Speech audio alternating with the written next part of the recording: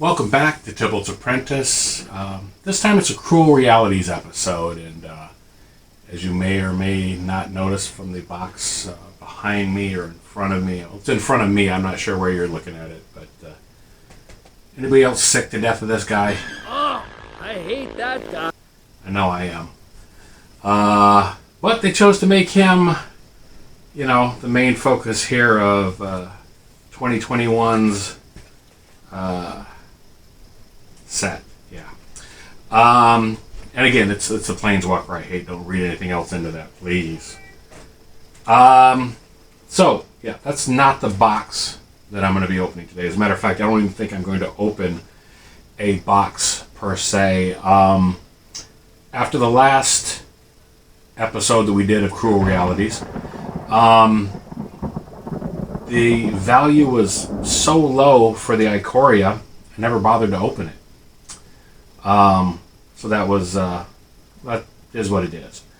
But I thought I would take a second here and look at some of the cards that I did get. I did go to the local store, my local LGS. I went to Game Hub to pick up the latest set, and I was able to get a pre-release pack, though I wasn't able to show up to play. They weren't able to open to have that at this point.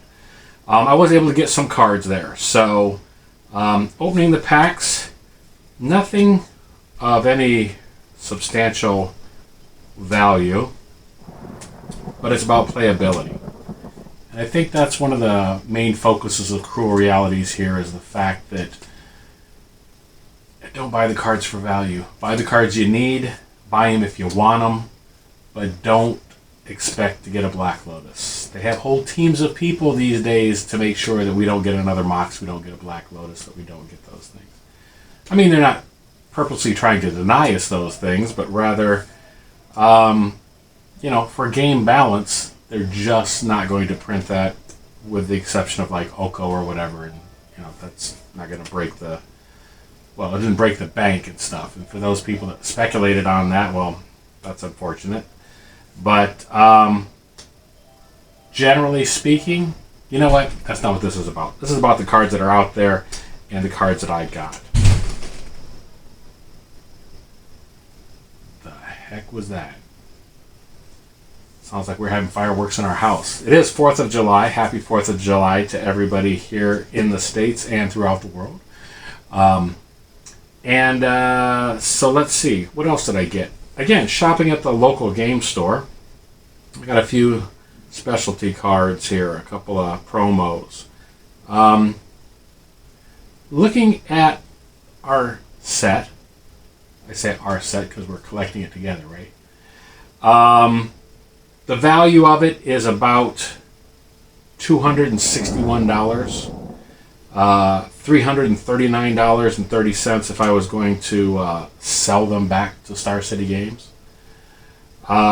I suppose I could increase the value by, say, the Reliquary Tower here is maybe $4. Rin and Siri is another $5 I could put on that, and maybe put those in and bump our total up. But that's not, I don't know. I haven't decided whether I'm going to do that yet or not. What I did do in the last time, or since the last time, was I went through my set of cards, and since I put a lot of them away, I decided to see what value was... Earthquake? I was trying to decide what value was there and what I have overlooked or just got put off to the side.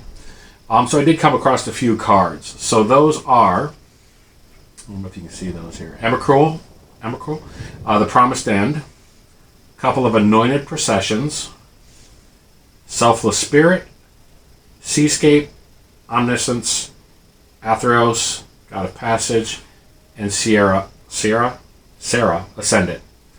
Like I said, those were the numbers that pushed us up to, like I said, at the time of this recording, $261 or $339.30 worth of value if we were to trade it in.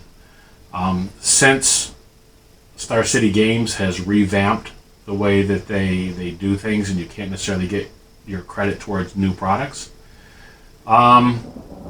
It's just not worth it these days. I really wish I was a more intelligent person who could better articulate why you should not buy cards.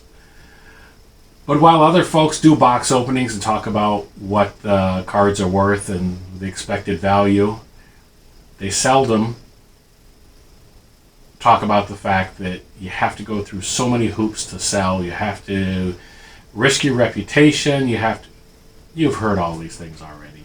If you haven't, go back and watch one of the other videos. That sounded snotty. That's not what I intended at all. Again, like I said, I wish I was a better and more articulate person. But in the meantime, thanks for tuning into these videos. If you like to watch any kind of arena play, obviously I do a lot of that, though I am backing off.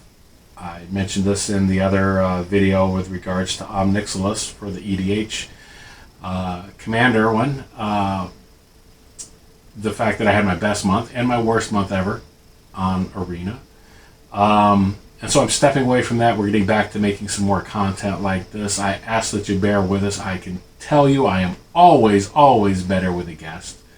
I look forward to do a couple more collaborations here soon with other content creators.